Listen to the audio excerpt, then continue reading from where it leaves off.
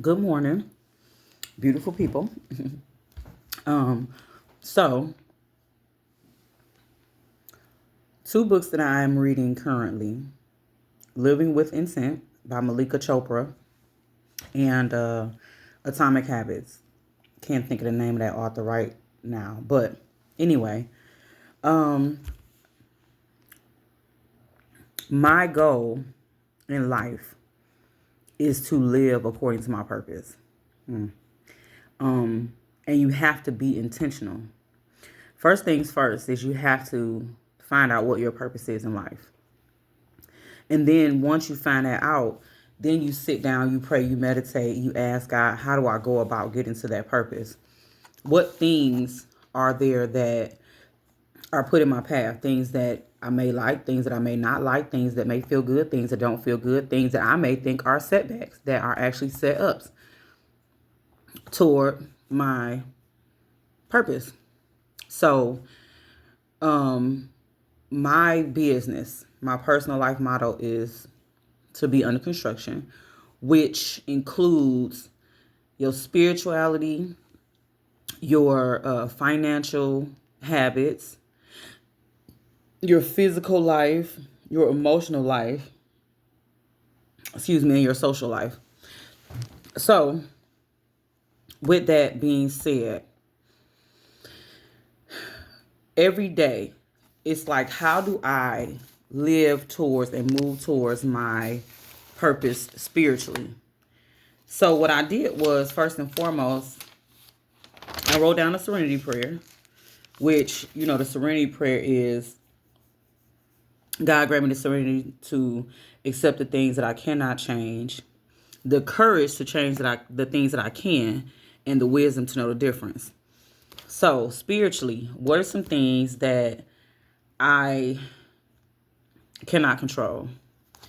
God is God. God is going to be God. And no matter what I do, no matter how I fight against his will to try to force my will, it's not going to happen.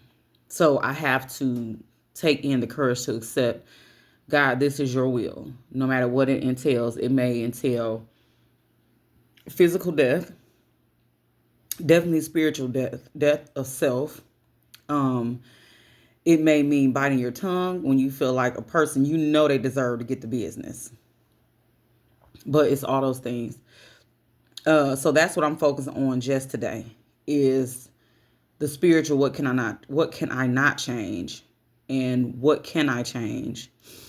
And for me, the things that I can change is I can change the amount of time I spend in communication with God through prayer, the amount of time I spend meditating. And these are all, and the reason why I started with spiritual is because I feel like if you can get your spiritual self in line, the other things will fall into place. Um, and so that's just where I'm at real quick. That's my intention for today. And how Atomic Habits fits into that. It talks about you're not lazy, and there's nothing wrong with you when you say, I'm going to spend 10 minutes meditating every morning. I'm going to spend 10 minutes in prayer, or I'm going to pray in the car on the way to work, or I'm going to get up extra early to make sure I have that extra 10 or 15 minutes. And in your mind, you have perfectly good intent to carry it out. But as time goes on, you drop off and you're like, oh my God, and you beat yourself up. You feel guilt, you feel lazy. But here is the thing. Did you make it convenient? Did you make it easily accessible?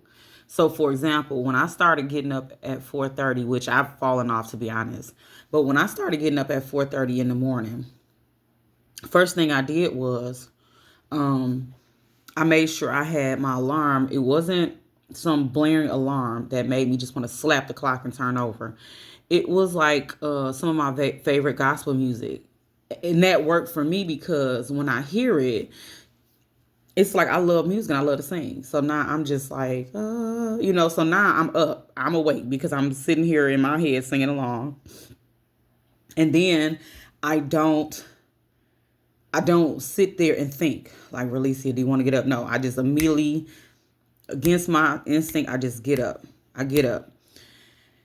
And I've done this so many times to where it just has become habit. Even when I try to sleep in without an alarm clock, at most I may be at 5 o'clock unless I'm absolutely exhausted, right?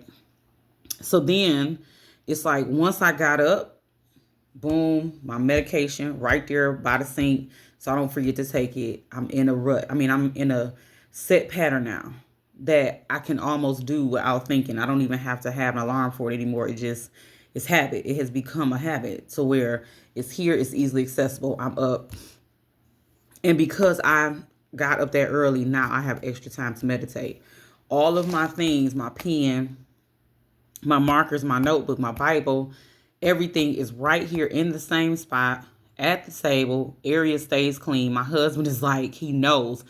Do not, if you sit in that spot at the table to eat, please wipe it up. Keep my books in stack, in array.